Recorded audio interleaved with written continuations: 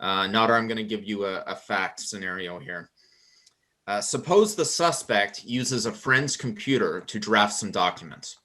He prints out the hard copies and deletes files on the computer. The documents are incriminating on their face.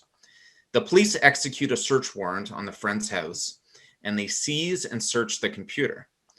Now, Nader, does the suspect have standing to challenge the search of the computer? On standing, yes.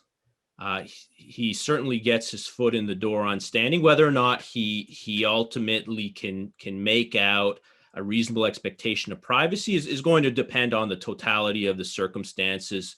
But there is a case to be made here. One of the major lessons of the seminal decisions that the Supreme Court has rendered over the last few years, including Cole and Marica, is that control is not dispositive of the reasonable expectation of privacy.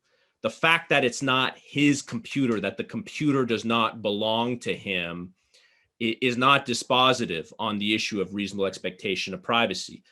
You'll all recall the decision in Cole, where the Supreme Court found a reasonable expectation of privacy, albeit a diminished one, where the individual in question was using a computer that was his workplace computer, which he didn't own, because whether or not one has a reasonable expectation in information stored on a device is not going to, strictly speaking, be a function of who owns that device.